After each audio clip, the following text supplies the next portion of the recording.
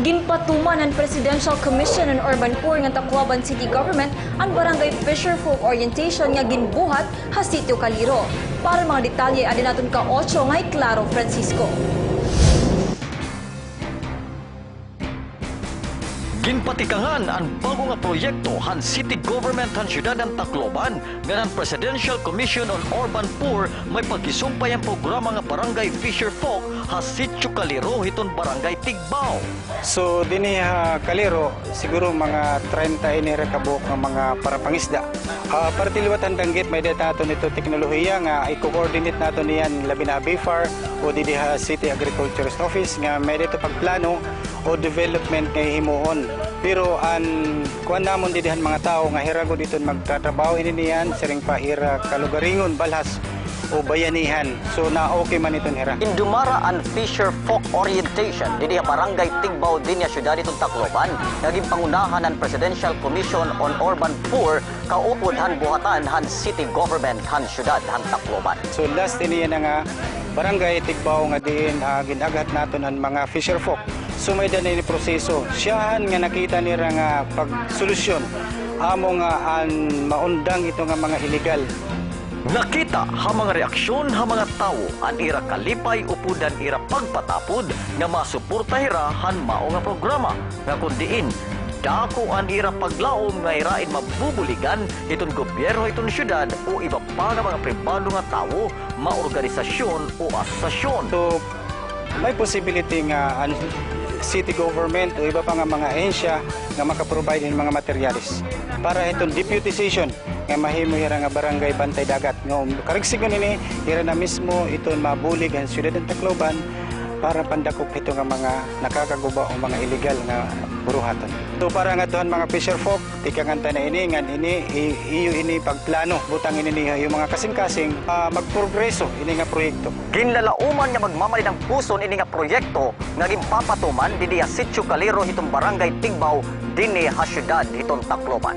Kaupod kan Brian Valdesco, ako si Claro Francisco, nagbabalita eksklusibo para ha Channel han Countryside Filipino. Suportado ang mga estudyante han Leyte Normal University ng University of the Philippines ang mga programa ng proyekto han Gawad Kalinga. Para ang report, nabalikan natin ka 8 ngay Claro Francisco. Duwa nga dumagko nga universidad dinhi siyudad ng Tacloban, Leyte Normal University nga ng University of the Philippines ginpakita anira hulos nga suporta nga dahan Gawad Kalinga pinaagi ang pagbulig nga mapadurdali ang pagingayad hin masubra 70 nga kabablayan na barangay Palanog dinhi ha siyudad ng Tacloban. Well, it's a great privilege for us students and we are very much overwhelmed and very thankful nga we were chosen to be assigned here at Palanog because as you see, ang mga bata nganhi, makikita mo talaga nga ituin kailangan talaga ni rahin bulik tika nga mo nga mga estudyante nga tika nga LNU nga willing nga sincere maghatag at amon kulos nga suporta era. We are very open. Nakikig-coordinate man po nga ni kami ha mga heads and Gawad Kalinga nga mag-participate nila mga outdoor activities. Sumulapakan Joanna Marie Tercia han Leyte Normal University and Mary Ann Daso han University of the Philippines nga nalilipay hira initungod nga may mga kablas nga nabubuligan han Gawad Kalinga nga abri ang ira kasing-kasing para anuman nga mga programa o proyekto nga ipapatuman han Gawad Kalinga. Volunteerism po and siguro sasabihin ng ibang students na required pero kung requirement man po ito, we are very much thankful kung requirement man po ito dahil lahat makakapag-participate sa activity na ito. This is also a sort of pagbuhayhan, kulturahan Pilipino nga bayanihan. Diri ikakalirong nga batasan itong Pilipino ang pagiging mabuliganon na ikasitao nga diri mawawara ang pagkarusa ha oras hingkapurian. Maupay po, nga bisan kung makapoy, nakita mo kami nga maupay ang result, nakakabulit kami ha damo ng mga tao. Usa pa, magandi rin na naman naman may goal bisan kung sugatin. Because dapat po ako nga, this is for the welfare of damo para hadamo ng mga tao. Mandamo pa ito mabubuligan. Ngan, as long as kinahanglan pa niran among bulig, andam kami bumulig ha ira, nga tanan nga maabot pa nga mga Francisco, nagbabalita eksklusibo para sa Channel Han Countryside Filipino. Naghatagin kalipay ang mga residente ng Barangay Palanog ang mga gintindog nga balayhan gawad Kalinga. Para ang mga detalye, adin report ni Cathay correspondent Claro Francisco. Damo ang nalipay nga mga residente sa Barangay Palanog dinhi sa siyudad ng Tacloban tungod na gimpatikangan na ang paghingayad han masubra 70 nga kapablayan para hatun mga kablas. Dito po kami naghahanap kasi dito sa Gawad Kalinga, yung kaibahan lang kasi is hindi siya dull out. So dito is nagpro-profile kami tapos ang hinahanap talaga namin is yung mga poorest among the poor. Marami na mga different organization na nagbibigay din ng bahay. Ito po sa Palanog, 77 po na bahay ang gagawin dito. Panuyuhan gawad Kalinga nga makabulig nga dahan mga naghihikahus nga pamilya agun matagan hin tsansa labi na aton mga nauubusan hin paglaom sumalapakan Jade Cretco usa nga mga nagmamanguluhang gawad Kalinga. Ang mga napili po ngayon, sila yung mga yung mga taong nakatira po sa tuktok ng bundok. Kaya sabi ng na i-priority natin sila kasi laging umulan, baka mag-landslide. Dinhi sa siyudad ng Tacloban, inusa nga lugar ang bugos nga nasod nga gintagan hin prioridad han gawad Kalinga tungod nga natuuhira nga damo it mabuligan nga mga pobrihanon nga pamilya. Marami na po kasi imagine more than 2,000 sites, so hindi ko masyadong alam yung exact na number na siguro more than 1 million po na family po ang natutulungan natin. Kaupod kan Brian Valdesco, ako, Claro Francisco, nagbabalita eksklusibo para sa Channel Han Countryside Filipino. Driver in MCH na gintutuuhan na nga stigoy na sad ka driver in multicab paslak Tacloban PNP lock-up cell. Samtang duha pa ka driver in MCH nakatalaan kasuhan hin slight physical injury. Para ang report, ID Cathay correspondent Claro Francisco.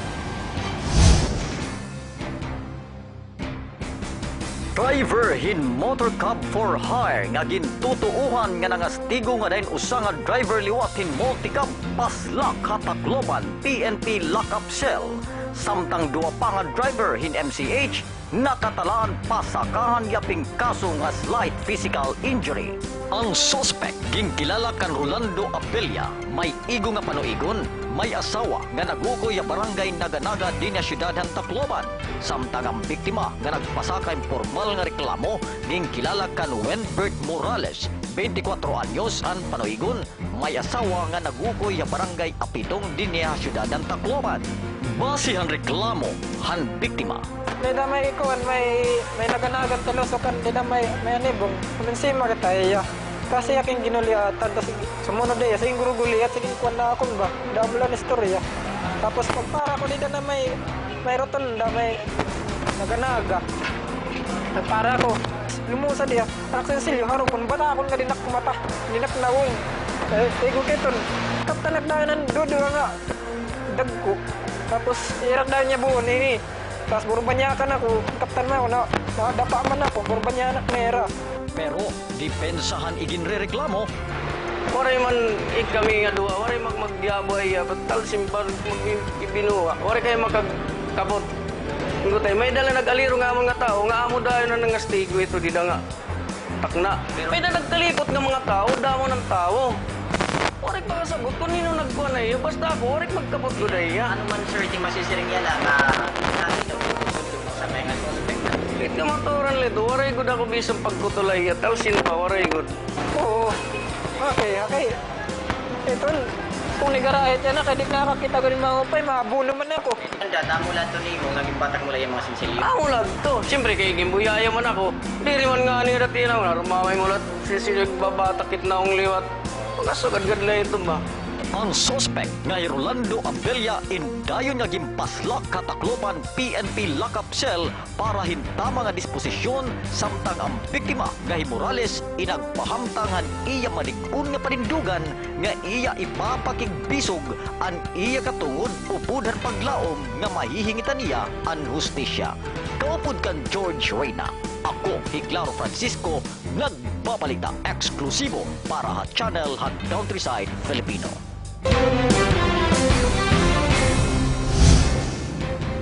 Gindumara ang bago nga programa hanliyay ko tuha barangay Basper kasumpayan igin patuman nga barangay ugnayan. Adin reported Tacloban City correspondent Claro Francisco. Barangay ugnayan nga ginpapatuman iton buhatan iton Leyego 2 ginpatikangan na. Damo ka rin nga mga lugar na nga supposed to be socialized housing kuno. Actually, konsiderasyon na lang kay electricity is for all. Dapat di rin ma-deprive ang tao ang access kareng kuryente. Obligasyon ito, social obligation ito ang Leyego. So as long nga itong iya resources eksakto. Eksakto meaning di rin naapektaran ang iba nga mga operation ng Leyego tungod ang igagastos pagbutang ito nila nga mga kuryente. May namon naghimo kami itong program by itong budget for the year. Sa hitong mga problema ha sitio anido ha barangay 94-A Basper antun kawaray koneksyon iton kuryente. Ini ang itagan ning prioridad han mao nga buhatan habang pangulo ni Engineer Reynaldo Galapon hiton Leyego 2. Okay, kinkukuan man ko dito, ginbabudgetan man ito ya, kaya di rin man daw sa kapusti o duha. Damo nga itong kapusti, put nga di pamati ko, mga 5 man ang kapusti. And ang tag-iya liwat, sinmerino ng tag-iya nga is now willing to allow the Leyego 2 to install this post kay adto not boundary. Kay maruruba itong iya baga set up itong iya sementeryo kung ang kuryente ade haigbaw nakikita. Damo ang nalipay nga mga residente han mao nga barangay upod ang irap paglaom nga may papatuman ang mao nga proyekto hadiri may hanap panahon. Igindugang pa ni Engineer Galapon nga damo nga mga kablas in makakabenepisyo hining nga programa. May nabalaod magnakarta nagapaguhan nga amo pa nga nito ang ginaabaga labi ng pagtikang maulul pagtikang adton Leyego nga ang mga bag-o new connections nga waray not niya previous connections, meaning di niya ikaduha nga nagpapakonekta rin kuryente, libre na ang metro. Itong metro, tag-sobre itong 2,000. So you can just imagine that for every month ang Leyego 2, there are more or less between 200 to 300 applicants a month. So dadalagan ito nga dyan, 200 times 2,000, that's big money already. Kaupod kan George Reyna nga Brian Valdesco. Ako, Claro Francisco, nagbabalita eksklusibo para sa channel han Countryside Filipino. Para sa aton executive report, City General Services Office nag-inventaryo gin mga propiedad ha magkaduro dilain nga barangay di na syudad ang Tacloban. Adyan report ang aton Katay Tacloban City Correspondent Claro Francisco.